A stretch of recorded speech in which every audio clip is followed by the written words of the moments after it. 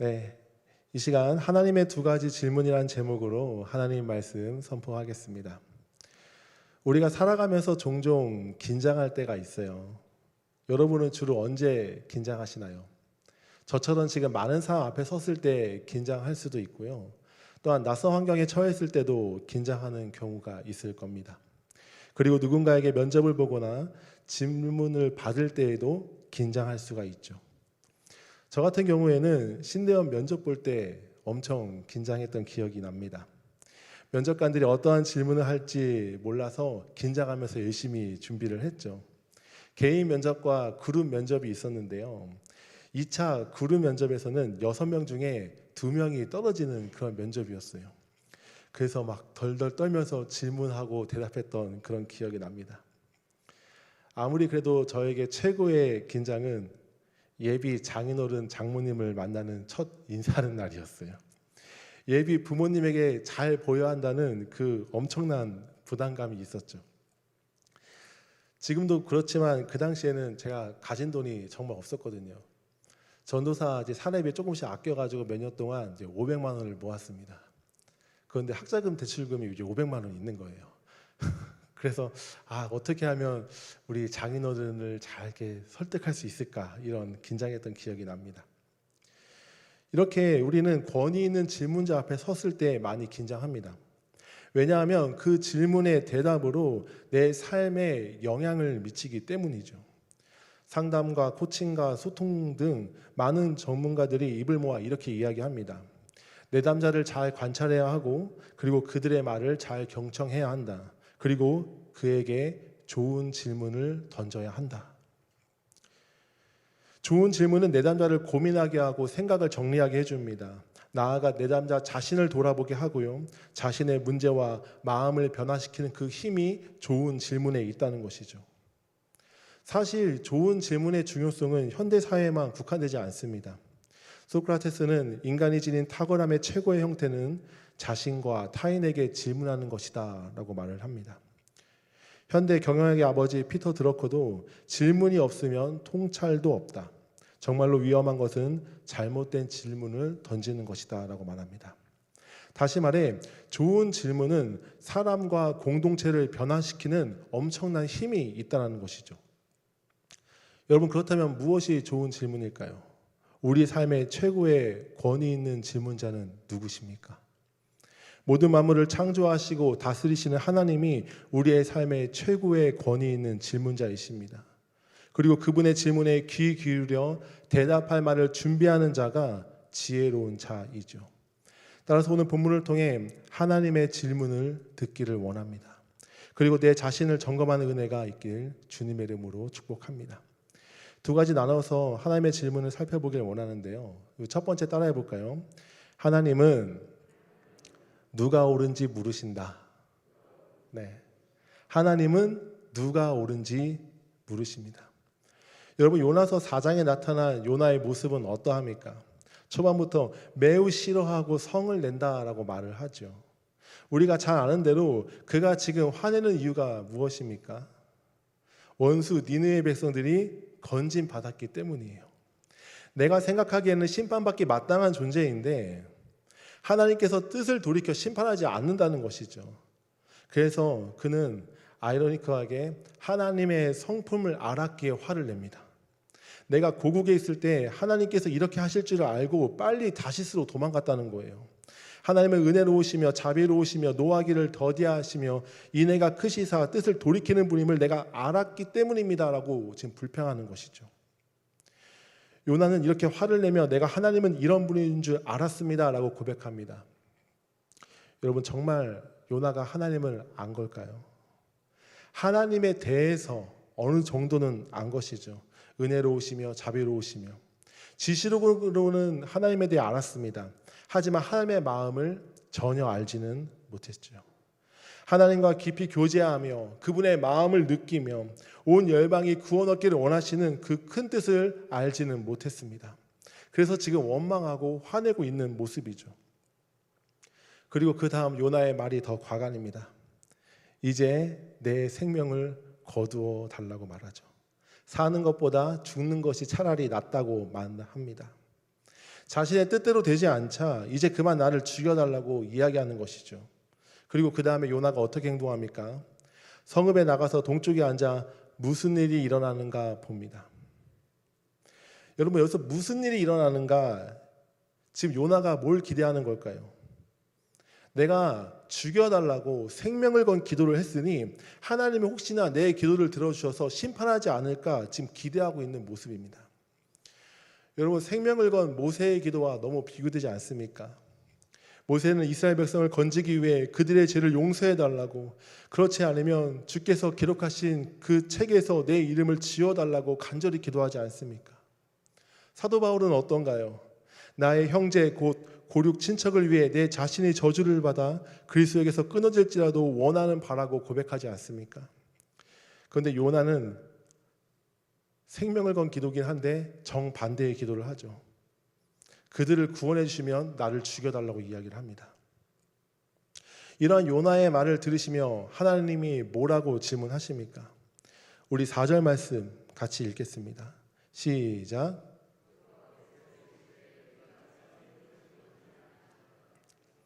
여호와께서 이르시되 내가 성내는 것이 옳으냐. 하나님께서 지금 요나에게 질문하십니다. 너가 지금 나에게 화내는 게 합당하냐?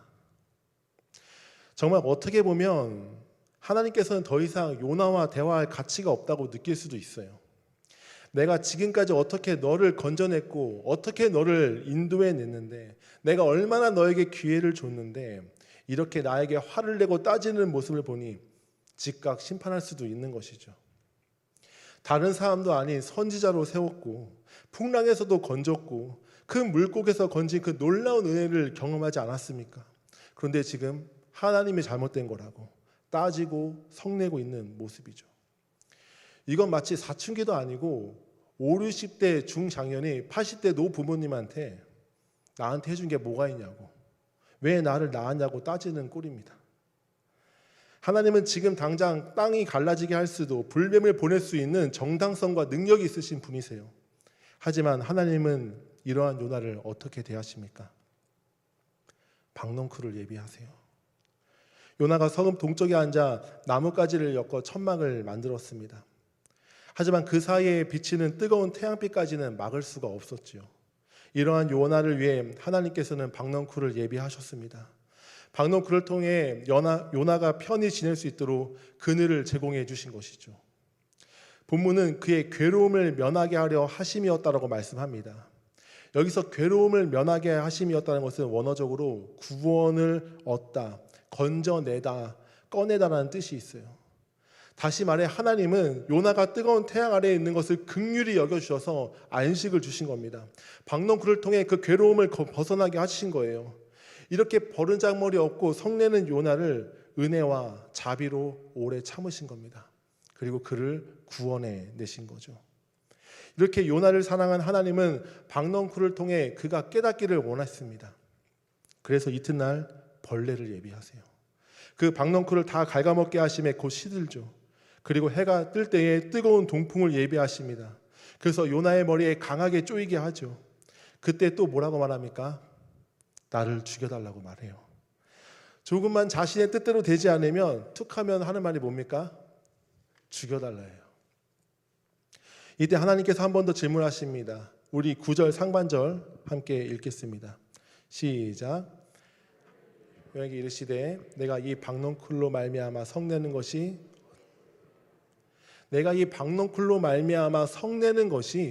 어찌 옳으냐. 하나님은 요나에게 그 태도가 합당하냐고 지금 또 물으시는 거예요. 이제는 요나가 하나님의 질문 앞에 자신을 돌아봐야 하는데 또 뭐라고 말합니까? 내가 성내어 죽기까지 할지라도 옳으니이다. 네, 옳아요. 화가 나서 죽을 정도로 옳습니다. 지금 이렇게 말하고 있는 거예요. 그때 하나님께서 물으시죠. 내가 박넝쿨이 자라기까지 수고했느냐? 재배했느냐? 여러분 한번 생각해 보십시오. 이쯤 되면 누가 심판받아야 됩니까? 니느웨 백성입니까? 요나입니까?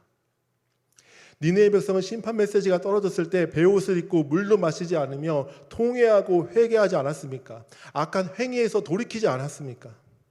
하지만 요나의 모습은 어떠한가요? 자신의 자아와 고집이 전혀 꺾이지 않는 모습이죠. 성내는 것이 옳으냐라고 하는 그 하나님의 반복되는 질문에 단 한 번도 제대로 된 대답을 한 적이 없습니다. 모르는 게 아니라 안 한 거예요. 그래야 성내어 죽기까지 옳다고 바득바득 이를 가며 머리를 치키 들고 있는 겁니다. 여러분 1장에 나오는 선원들과 비교해봐도 어떻습니까? 그들은 이방인이었어요. 하나님을 믿지 않는 자였습니다. 하지만 풍랑이 불자 어떻게 행동합니까? 요나는 자신을 바다에 던져 죽이라고 말하죠. 하지만 성원들은 요나 생명을 살리기 위해 안간 힘을 씁니다.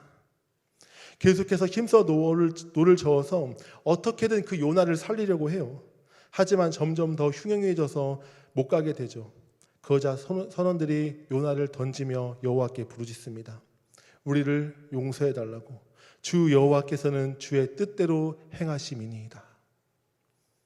여러분, 누가 생명을 살리는 모습입니까? 누가 자신의 뜻을 꺾고 주의 뜻을 선택한 자입니까? 배에 탄 이방 선원들입니다. 니느웨 백성들입니다. 반대로 끝까지 생명을 살리는 것을 반대한 자, 끝까지 화를 내는 자, 틈만 나면 불평하고 원망하는 자, 나 죽겠다고 이제 나를 죽여달라고 말하는 자가 누구입니까? 누가 정말 심판을 받아야 하나요? 여러분, 요나의 문제가 무엇입니까? 왜 이토록 화를 내는 겁니까? 선민 사상보다 더 본질은 하나님보다 내가 더 지혜롭다고 여기기 때문입니다. 하나님보다 내가 더 지혜롭다고 여기는 마음이에요. 하나님보다 내가 더 옳다고 여기는 것이죠. 그래서 내가 옳으냐라고 이런 질문에 내가 옳다고 하나님께 화를 내는 거죠. 여러분, 교만은 모든 악한 행동의 근원입니다. 내가 더 옳다고 여기니까 하나님께 화를 내는 거예요. 내가 더 옳다고 여기니까 하나님을 지금 못마땅히 여기는 겁니다. 내가 더 옳으니까 불평이 끊이지 않는 거죠. 따라서 마땅히 심판을 받아야 할 자는 누구입니까? 정말로 하나님의 마음을 모르는 자, 정말로 하나님의 마음을 찢어지게 하는 자는 누구입니까? 니느웨 백성입니까? 이방 선원들인가요? 아니면 쉽게 요나라 이야기하며 넘어가겠습니까? 우리가 요나입니다. 다른 누군가가 아닌 내가 마땅히 심판받아야 할 자 아닙니까? 조금만 내 뜻대로 내 마음대로 되지 않으면 수시로 원망하고 불평하는 자가 바로 우리 아닙니까? 다른 사람을 원망하고 불평하는 것은 당연하고요. 심지어 하나님을 향해 원망하고 불평하는 태도이지요. 물론 대놓고 하나님보다 내가 더 옳다고 이야기하지 않을지는 몰라요. 하지만 우리 마음속에 은연히 가지고 있는 그 생각이 무엇입니까? 하나님을 향해 계속해서 불평하는 마음, 원망하는 마음입니다. 그리고 그 깊은 내면에는 하나님을 향한 못마땅함이 있어요. 하나님을 향해 내 생각이 더 옳습니다. 내가 보기에는 이 상황에서는 이렇게 판단하고 행동하는 것이 더 맞아요라고 지금 말하는 것이죠. 여러분, 이것이 교만입니다. 이것이 스스로 지혜롭다고 여기는 거죠. 하와가 그 나무를 보고 지혜롭게 할 나무라고 말하며 열매를 먹지 않습니까? 하나님의 지혜가 아닌 자기 스스로가 지혜롭다고 여기는 마음이 죄의 본질이에요. 이렇게 스스로 옳다고 여기는 모습, 교만한 모습, 스스로 지혜있다고 여기는 모습이 바로 우리입니다. 이것을 성경은 한마디로 자기의라고 이야기합니다. 자기 스스로 판단과 행위를 옳게 여기는 거죠. 여러분, 자기의는 구원받지 못하는 자들의 대표적인 특징입니다. 예수님 시대 때 스스로 의롭다고 여기는 자가 누구입니까? 바리새인, 서기관, 종교 지도자들 아닙니까? 예수님은 그들을 가리켜 독사의 자식들이라고 이야기합니다. 여러분, 일반 종교와 복음의 가장 큰 차이점도 무엇입니까? 바로 옳음, 의에 대한 문제입니다. 세상 종교에서는 크든 작든 자기 의가 포함되어 있어요. 불교, 이슬람교, 천주교도 마찬가지입니다. 하지만 복음은 무엇입니까? 자기 의를 철저히 배척하며 오직 예수 그리스도의 의만 붙듭니다. 하나님 보시기에 의로우신 분은 오직 예수 그리스도밖에 없다는 것이죠. 따라서 의로운 예수 그리스도를 믿는 자가 바로 예수 그리스도의 의를 전가받은 자입니다. 오직 믿음으로 예수 그리스도의 의를 붙드는 자만이 하나님께서 그를 보며 의롭다고 칭해 주시는 거예요. 여러분, 하나님은 의로운 분이십니다. 하나님이 예배하신 그 나라도 의의 나라입니다. 따라서 의롭다고 칭함받은 자만 의인이 바로 그 나라에 들어갈 수 있는 거예요. 따라서 성도의 특징은 무엇입니까? 하나님만이 선하십니다. 하나님만이 옳으십니다. 하나님만이 완전하십니다라고 고백하는 자이죠. 그리고 우리 안에 하나님을 판단하고 스스로 지혜롭게 여기는 마음을 죽이는 삶을 사는 겁니다. 수시로 하나님 자리에 오르려고 하는 그 내 마음을 회개하며 마땅히 하나님의 왕되심을 고백하는 것이죠. 최종 심판자이신 하나님, 모든 것을 감찰하시는 하나님이 지금도 우리에게 묻습니다. 누구의 판단이 옳으냐? 사랑하는 여러분, 환경과 상황을 불평하는 모든 마음을 조심하십시오. 왜 그래야 합니까? 그 내면에는 하나님을 향해 못마땅히 여기는 마음, 나아가 내 판단이 옳다고 여기는 마음이 깔려 있기 때문입니다. 하나님은 두 번째로 우리에게 물으십니다. 따라해 볼까요? 하나님은 무엇을 소중히 여기는지 물으신다. 네, 하나님은 무엇을 소중히 여기는지 물으십니다. 너는 무엇을 아끼느냐 물으시죠. 앞에 언급되었던 하나님께서는 요나에게 박넝쿨을 예배하셨습니다.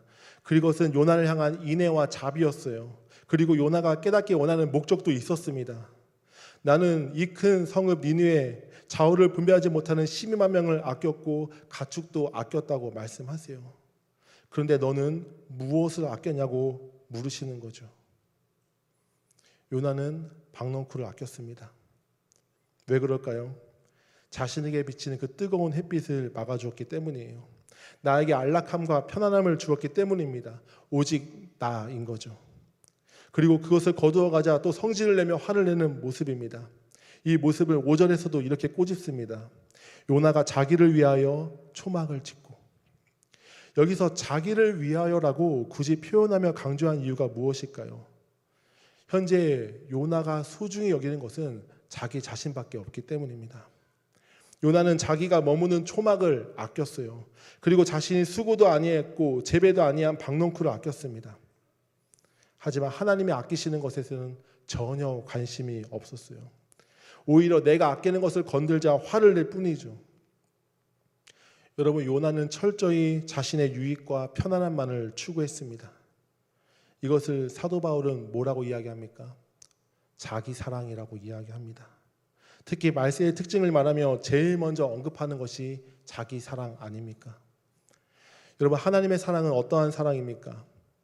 독생자까지 아끼지 아니한 이타적인 사랑입니다. 예수님의 사랑도 자기의 생명을 귀한 것으로 여기지 아니하고 많은 사람들에게 대속물로 준 그런 사랑이죠. 하지만 자기 사랑은 어떠합니까? 오로지 나만 생각하는 거예요. 나만 잘 되면 되는 것이죠. 불행한 것은 나만 아니면 된다는 그런 사고방식입니다. 따라서 자기 사랑은 이기적인 사랑입니다. 여러분, 우리가 언제 이러한 이기적인 사랑으로 변할까요? 하나님의 마음을 더 이상 느끼지 못할 때입니다. 그럴 때 이기적으로 변하는 거죠.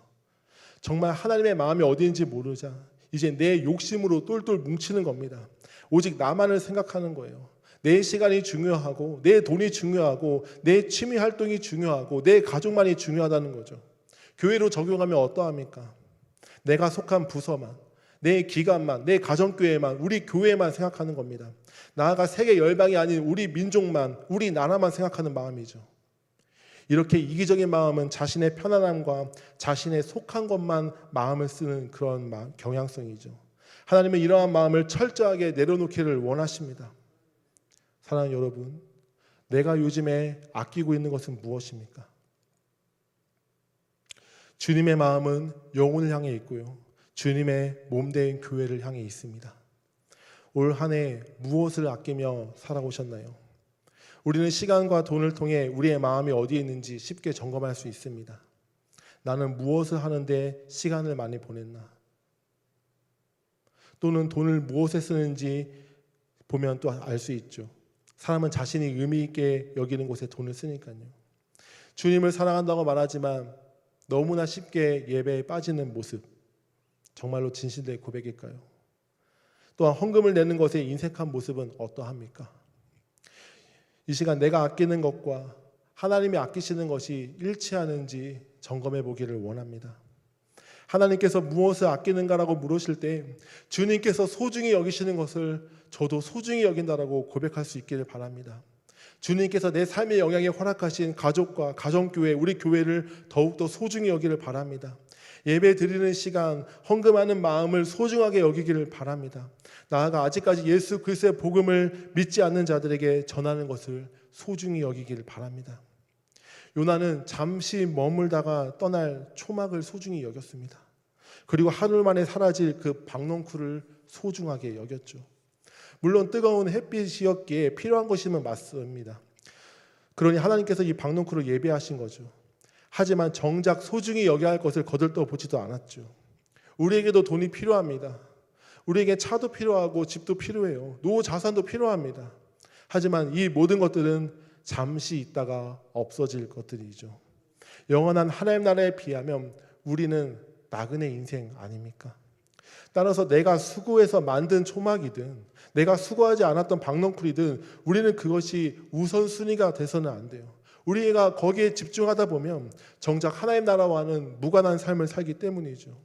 그래서 우리 주님께서도 생활의 염려로 마음이 둔해지지 않도록 깨어있으라 말씀하십니다. 따라서 생명을 살리는 일, 주님의 몸된 교회를 세우는 일에 더욱더 소중히 여기기를 바랍니다. 그래서 주님께서 무엇을 아꼈느냐라고 물으실 때에 대답할 말을 준비할 수 있는 우리가 되길 원합니다. 오늘 말씀을 맺겠습니다. 사랑하는 여러분, 하나님은 어떠한 분이십니까? 뜻을 돌이키는 분이십니다. 마땅히 우리가 받아야 할 그 심판에서 돌이키신 분이에요. 그리고 그 심판을 독생자 예수 그리스도께 쏟아 부으셨습니다. 그가 징계를 받음으로 우리가 평화를 누리고 그가 채찍에 맞음으로 나음을 입게 되었습니다. 이제 하나님의 사랑을 알고 철저히 주님 편에 서기를 바랍니다. 주님께서 누가 옳으냐라고 물으실 때 이제는 입술이 아니라 삶으로 대답하기를 바랍니다. 그것은 하나님께 불평하지 않는 것이고 못마땅히 여기는 것을 철저히 내려놓는 삶입니다. 또한 주님께서 무엇을 아끼느냐고 물으실 때도 삶으로 대답할 준비를 하기 바랍니다. 그것은 주님께서 소중히 여기는 영혼과 주님의 몸된 교회를 위해 내 마음과 시간과 돈을 드리는 것이죠. 얼마 전에 수능을 받고 이제 대학생들은 기말고사를 봅니다. 학업을 마무리하며 주어진 시간을 어떻게 보냈는지 평가받는 것이죠. 12월인 지금 우리의 인생도 곧 12월이 올 것입니다. 그리고 주님의 질문에 정직하게 대답해야 할 것입니다. 요나서 맨 마지막은 내가 어찌 아끼지 아니하겠느냐라며 질문으로 끝납니다. 뒤에 대답이 더 있어야 할 것 같지만 그대로 끝나죠. 따라서 더욱 우리에게 직접적으로 묻는 것 같이 느껴집니다. 요나에게 질문하신 하나님, 또한 1차 독자인 이스라엘 백성에게 질문하신 하나님께서 우리에게도 물으십니다. 누가 옳으냐? 무엇을 아꼈느냐? 그때 부끄러워 입을 가리는 자가 아무도 없기를 바랍니다. 그때 대답할 말을 준비하며 살아가는 지혜로운 자가 다 되기를 주님의 이름으로 축복합니다.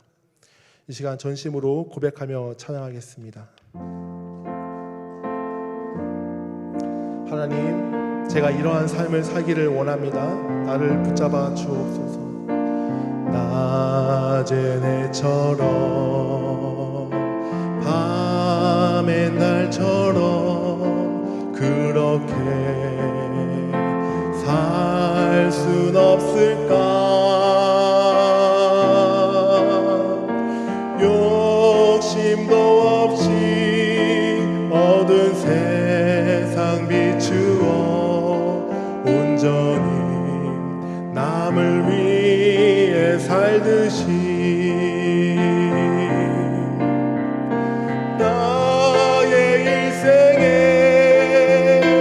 꿈이 있다면 이 땅에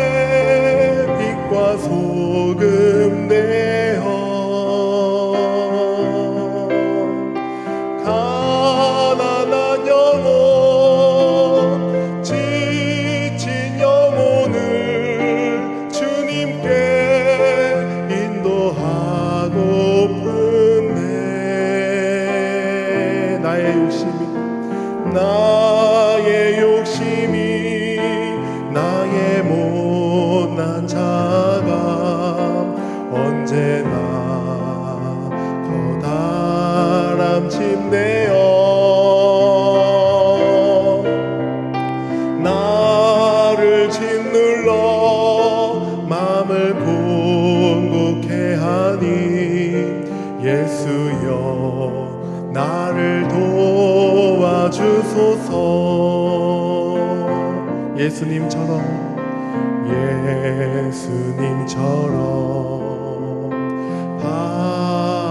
바울처럼 그렇게 살 순 없을까?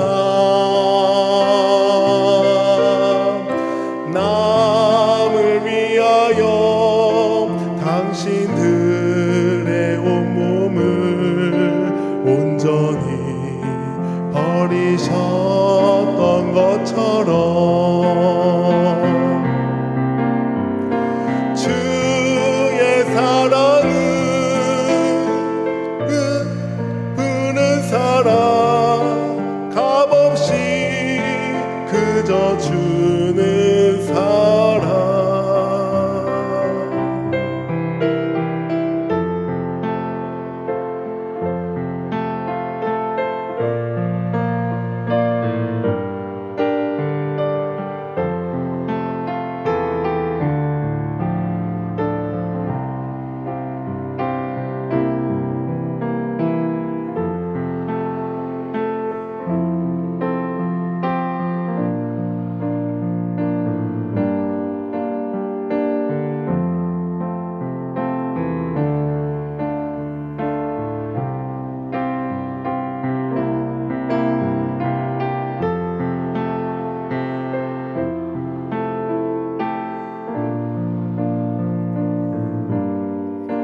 예수여 나를 나의 일생에 꿈이 있다면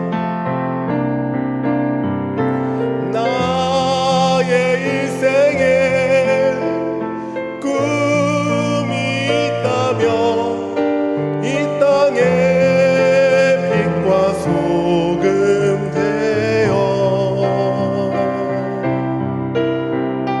가난한 영혼 지친 영혼을 주님께 인도하고픈데